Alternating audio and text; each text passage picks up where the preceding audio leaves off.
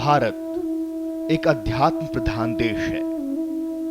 यहाँ दर्शन, भाषा, साहित्य, ललित कलाएं, लोक जीवन सभी आध्यात्मिकता से अनुप्राणित है।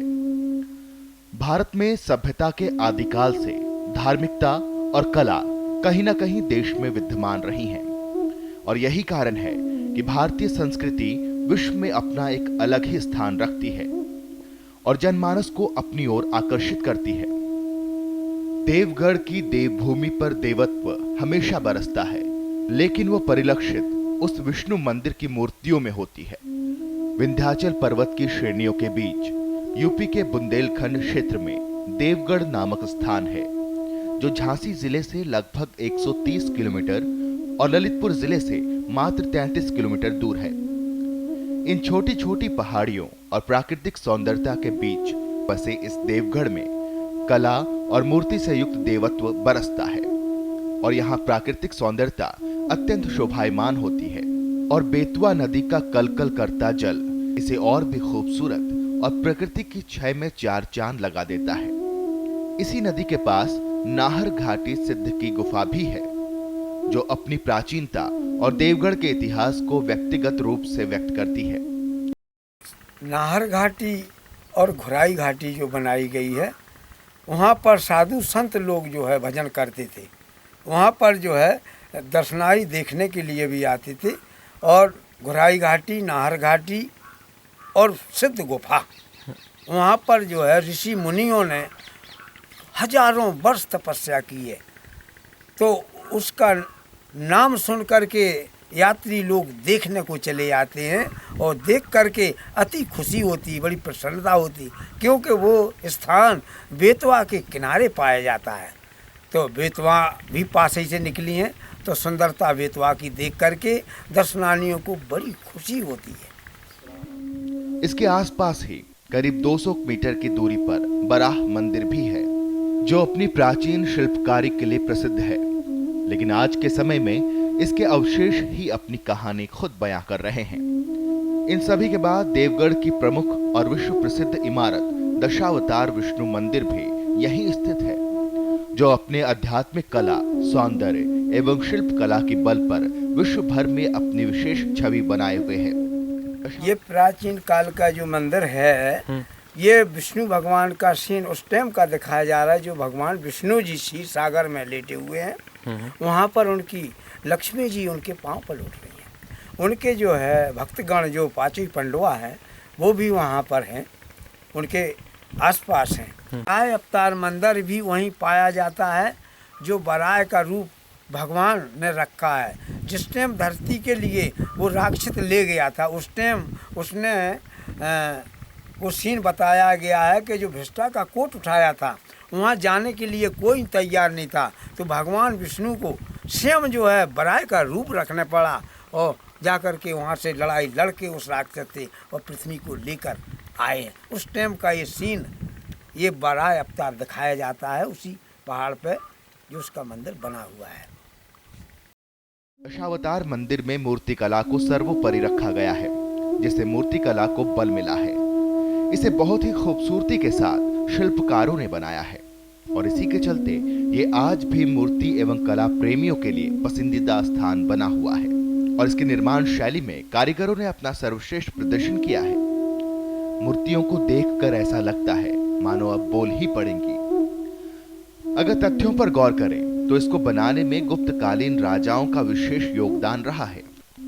इसे पूरा उन कलाकारों ने, बनावे वालन की बड़ी तारीफ है कि जिन्होंने भगवान विष्णु की मूर्ति को इस तरीके बनाया है जैसे विधाता एक मनुष्य को बनाती है। उन्होंने पैर भी बनाए, उनके पांचों उंगलियां भी बनाई, उनके नाखून भी बनाए हैं और उनका देखिए साहब, ये मालाएं उनके शरीर में और गले में जो है वैजंती मालाएं भी डली हैं और उनके जो है ये कान बनाए हैं, नेत्र भी बनाए हैं, यानी सारी शोभा उनके विष्णु की एक मनुष्य जैसी बनाई है कि जो देखने में अति सुंदर लगती है। उन कलाकारों को, उन कारीगरों को धन्य है जिनने मनुष्य जैसा रूप बना दिया। मूर्तियाँ ऐसे लगती हैं कि ये बोलने वाली हैं। हमको और यात्रियों को देखने से बड़ी खुशी होती है। इसे पुराने समय में पंच यातना के नाम से जाना जाता था और उत्तर मध्य भारत में इसकी चर्चा जोरों पर रही। दशावतार मंदिर पूर्णतया विष्णु भगवान के लिए समर्पित है और साथ ही उनसे संबंधित कथाओं को चरितार्थ भी करता है। मंदिर के मुख्य भाग में की गई कलाकृतियों का विशेष महत्व है। मुख्य द्वार के दोनों ओर मूर्ति कला में विशेषता की झलक दिखाई पड़ती है। साथ ही मंदिर की दूसरी ओर गज ग्राह की कथा को उकेरा गया है। इसी जीवंतता और सौंदर्यता से लबरेज दशावतार मंदिर अत्यंत शोभायमान दिखाई पड़ता है। इन मूर्तियों को बनाने में ग्रीक और गांधार शैली का भरपूर उपयोग किया गया। शरीर के एक एक अंग को बड़े ही सजीवता से तराशा गया है। और गज और ग्राह की जब लड़ाई हुई, उस गज ग्राह के समय में विष्णु भगवान ने उनकी रक्षा करी है गज की। वो भी सीन वहीं उसी सेम का है, उसी प्राचीन काल का। और भी जितने भी देवता हैं या जितने भक्त हैं उसी टाइम के, उनके आसपास सब दिखाए जा रहे हैं, जो आज यात्रियों को और दर्शनार्थियों को देखने को मिल रहे हैं। उनको देख करके उन्हें अतित खुशी होती है।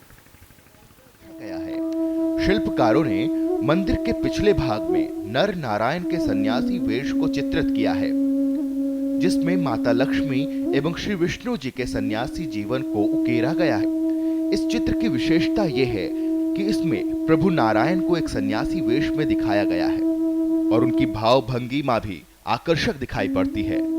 मंदिर के दाहिने भाग में भगवान विष्णु की जो प्रतिमा है वो अत्यंत अद्भुत, सुंदर और गांधार शैली से युक्त है। इस चित्र में प्रभु विष्णु, माता लक्ष्मी और 5 पांडवों के साथ द्रौपदी एवं शिव, ब्रह्मा, कार्तिकेय और वाहन गरुड़ भी हैं। इस प्रतिमा में लक्ष्मी जी प्रभु विष्णु के चरणों में विराजमान हैं और उनके चरणों को दबा रही हैं और प्रभु विष्णु शयन की मुद्रा में शोभायमान हो रहे हैं। वहीं निचले भाग में 5 पांडव द्रौपदी के साथ खड़े हुए हैं और कला के बल पर ही यहाँ सैलानियों का आना जाना लगा रहता है। विद्वानों की बात पर गौर फरमाएं तो देवगढ़ मूर्ति कला का विपणन केंद्र भी रहा है, जिसके कारण यहाँ की मूर्ति कला विश्व भर में प्रसिद्ध है। प्रमुख दार्शनिक और पुरातत्वविद कनिधंस लिखते हैं कि देवगढ़ हमेशा से ही मूर्ति कला के लिए समर्पित रहा है और अपनी सौंदर्यता तथा विशेष शैली में हमेशा से ही अग्र बना रहा। वो आगे लिखते हैं, देवगढ़ में मूर्तियों का विशाल भंडार हुआ करता था और इन मूर्तियों को बनाने वाले कारीगर भी अत्यंत बुद्धिमान एवं कुशल थे, जो सैंडस्टोन से बने लाल पत्थर पर अपनी कला को उकेरा करते थे। जब मैं वहां पहुंचा तो मैं उनकी मूर्ति कला से अत्यंत प्रभावित हुआ और देखकर चकित हो गया कि यहाँ तो पूरा का पूरा उद्योग चल रहा है जो सुंदर और हृदय को खुश करने वाला है। विद्वानों की बातों पर गौर फरमाएं तो कनिंधम ही वो व्यक्ति थे जिसने दशावतार को खोजने का काम किया और इसे प्रकाश में लाए एवं मूर्ति प्रेमियों के लिए देवगढ़ जैसा विशेष उपहार दिया। देवगढ़ के इस सौंदर्य को देखने वाले और यहाँ आने वाले सैलानियों की संख्या बहुत ही कम है। आंकड़े इसके गवाह हैं कि यहाँ प्रशासन के ढूलमूल रवैये से लोग यहाँ आने के लिए आकर्षित नहीं होते, जिसके चलते यहाँ का प्रचार प्रसार और इतिहास की जानकारी लोगों के बीच बहुत कम है। जबकि देवगढ़ प्राकृतिक सौंदर्यता का धनी है, जहाँ हरे भरे वृक्ष, वनस्पति और सुगंधपूर्ण वातावरण किसी को भी अपनी ओर आकर्षित कर सकता है।